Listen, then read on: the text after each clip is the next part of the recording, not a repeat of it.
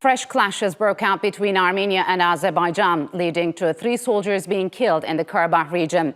Both sides accuse each other of breaching a ceasefire that was brokered by Russia that ended a 6-week war back in 2020. Now concerns are growing that more violence could flare up. The latest fighting broke out near the Lachin corridor and other places along the line of contact.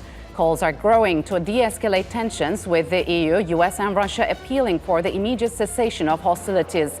Azerbaijan has blamed Armenian troops for attempting to capture a hill in Lachin district, which lies in an area patrolled by Russian peacekeepers. The two countries have been locked in a decades-long dispute over Karabakh. The area is internationally recognized as being part of Azerbaijan, but has been illegally occupied by Armenia since the 1990s. In 2020, a war broke out in the region, killing more than 6,600 people. Azerbaijan, with support from Türkiye, was able to reclaim large parts of Karabakh. The fighting eventually stopped under a Russian-brokered peace deal. And to discuss where this latest flare-up could be headed, joining me now is Farid Shafiyev. He is a former ambassador and the chairman of the Center of Analysis of International Relations in Baku. And in Istanbul, Mehmet Celik is the editorial coordinator at the daily Sabah newspaper. Gentlemen, welcome to Straight Talk. It's good to have you on the program. So, Farid, what's the latest situation in the region? Why have tensions flared up this time around? Well, if to be very precise and brief, the problem that we know the conflict began with the territorial claims by Armenia, and now after the war in 2020. Azerbaijan offering a peace deal to Armenia based on the mutual recognition of territorial integrity. In the spring of this year, Armenian Prime Minister Pashinyan tended to agree with these principles and said that Armenia recognized Azerbaijan's territorial integrity. But the actions of the Armenian side is not in conformity with the words and comments made by the Armenian high officials. Mm-hmm. So this latest flare-up was caused by 2 facts. The first, that still, despite we have agreement and statement after the war, the Armenian should have fully withdrawn from Armenian military forces. But why hasn't Armenian military withdrawn from the region? Because they were occupying forces, they were defeated, and we signed trilateral agreement under auspices of Russia. So Armenia, Azerbaijan, and Russia signed a deal that all Article 4 stipulates that all military forces, Armenian forces, should be withdrawn from Azerbaijan territories. Mm-hmm. Unfortunately, thus far, there are some forces, because the secretary of the Security Council of Armenia, Armen Grigoryan, he acknowledged that still there are some Armenian troops on Azerbaijan soil.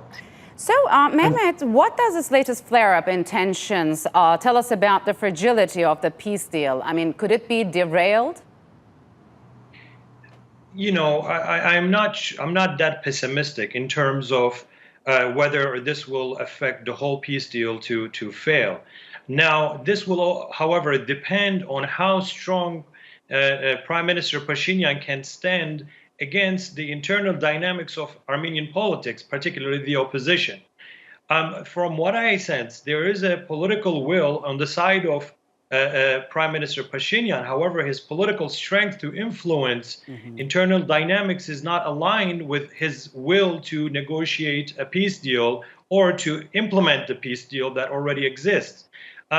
It is fragile because things can flare very easily in this region, and particularly the fact that the issue is not a new issue. It is something that is deeply embedded in the region, and it is very fragile. However, if the political will is matched with political strength when it comes to Armenian politics, I think that will also be aligned with the political willingness of the Azerbaijani political leadership and supported by Turkey and Russia at the same time. So it will not fail. However, this has a lot to do with how strong the local forces are versus Pashinyan and the opposition is versus Pashinyan. Now there is a war that has ended when it comes to how Azerbaijan sees.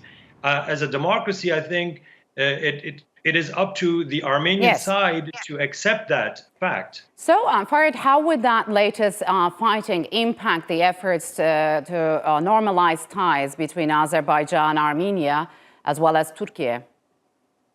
Well, it's not first time we have this flare-up. Occasionally we have since the end of the war. Of course, we would like to reach the peace, and there is some peace process going on. Twice, President Aliyev and Prime Minister Pashinyan met in Brussels, and the latest meeting was April. And Charles Michel just announced it will be another meeting. So I don't think these clashes should prevent peace process. Again, the clashes occurred due to the violations by Armenian side of the trilateral agreement. And I think the meeting in Brussels, the new meeting in Brussels, will help to boost process further. So you say this could be construed as an isolated incident, but what's the significance of Azerbaijan taking control of some strategic locations in the Karabakh region amid this latest fighting? It's not small clashes. It's significant in terms of the timing, and also as I said, there are two issues. The first, I said, it's the withdrawal of Armenian troops. The second, you just mentioned, it's the Lachin corridor, which connects Karabakh region of Azerbaijan, where Armenians are living, and with Armenia. Mm-hmm. And again, I'm referring to trilateral statement of 2020. A new route should be constructed, mm-hmm. and Azerbaijan already built it, and that new route should be given to Armenian and Russian peacekeepers to use it. What happened that the Armenians said that we are not ready to accept this new route, and that was another point of tension. But again, Armenians trying to procrastinate the peace process, and that's not our problem, that's on their side. So, Mehmet, what's your take on it? I mean, what could you tell us about the timing of this fighting when both Azerbaijan and Armenia, as Farid mentioned, had agreed on the opening of Zanzagor corridor, which would enable Azerbaijan to reach Iran, Armenia, and Nakhchivan, and eventually connect with the West? What's your take on this? Well, look, I think there is a realization that Armenia needs to come to, and that being any of these positive steps, be it with the Zangezur corridor or the implementation of the peace deal, is in fact at a very high level in favor of the Armenian citizens, the average Joe on the street, and the political authorities, political leadership, political dynamics shouldn't be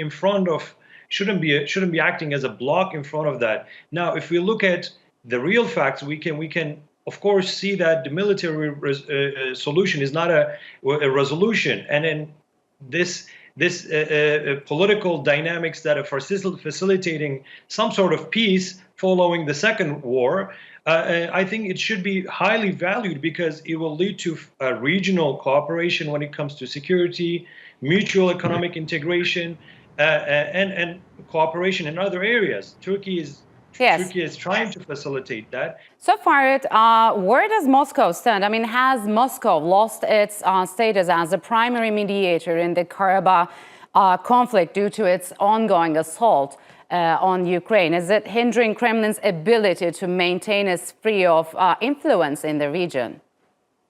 Well, actually, if we're speaking about the second mediator, European Union, this process began already in last December, so before the Ukrainian war. But definitely, Ukrainian war impacted the Russians' ability, but also the Russian leverage.